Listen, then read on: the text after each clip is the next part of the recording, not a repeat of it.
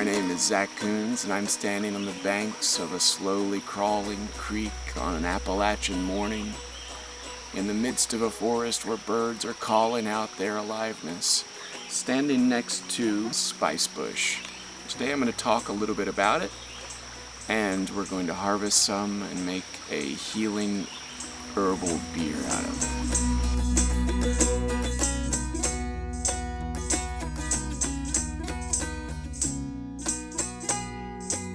So this is an unripe allspice berry. Later on in the late summer, this will redden, and when it does, you can pick it and dry it and pulverize it and use it as a spice powder that tastes pretty similar to allspice. So this bush is often called colloquially Appalachian allspice.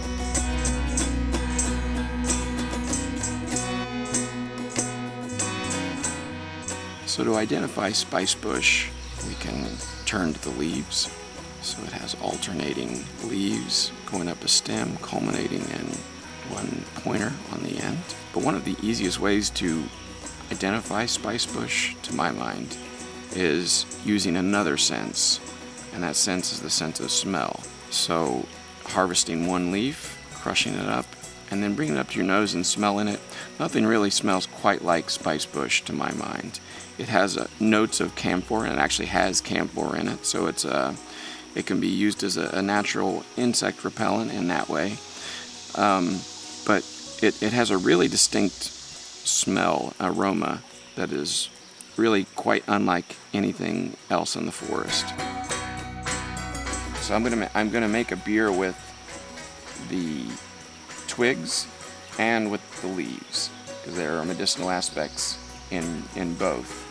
So to do that, I'm really only just going to harvest this one branch, and this is going to be about all I need. I might get a few more leaves, but this is all the bark that I'm going to use, and that's a lesson in only taking what we need if we are going to participate in harvesting any plant. The most ethical way to do it is to only ever take what we need and what we're going to use to heal ourselves and to heal other people in our community.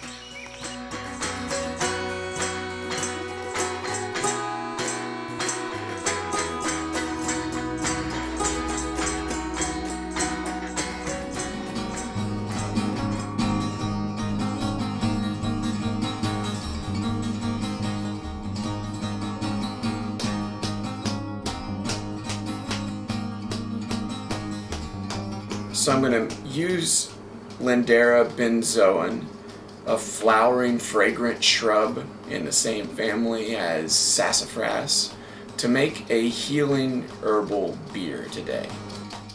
We generally think about alcohol use in our society as a recreational activity, and I don't think that there's anything wrong with that. It's good to be able to forget our troubles for a time, but traditionally, alcohol has been used to make medicine and to enact ceremony and rituals and to celebrate sacred times of the year. And I think if we were to shift back toward thinking of alcohol in that way, we might change our perception of it and maybe create a healthier relationship with it in our society.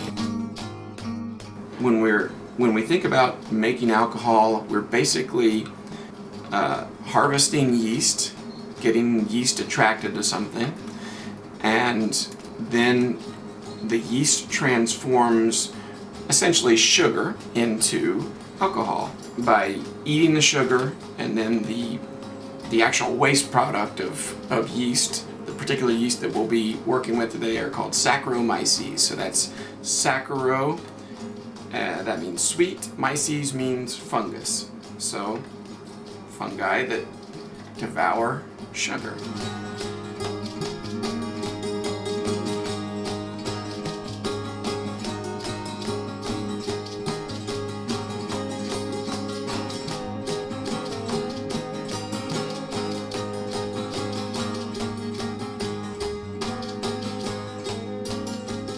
So this plus time is ultimately going to be a Spicebush beer.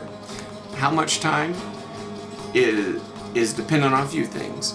So generally speaking, if your house is relatively warm, after 2 or 3 days you're going to notice bubbles starting to form on this. You're going to stir this every at least 2 or 3 times every single day, and that's going to quicken the fermentation process when you do that. So after 3 or 4, maybe 5 days, this is going to be very powerfully bubbly. And after that time, I will transfer it to a carboy. So I'll have it in a carboy for 2 or 3 weeks, transfer it to Grolsch bottles, add a little bit more sugar, and that will develop the carbonation. And then I'll refrigerate it and it'll be ready. Thank you for taking the time to join us this afternoon. I hope you've learned something. If you've learned something today, I'd ask for you to not keep it to yourself. If you've learned something, I'd ask for you to share it with your neighbor, with your friend, with your partner, with your coworker, with your mother or father, and most importantly, with your children. These are vital traditions, and their continuity depends on all of us. Thanks again.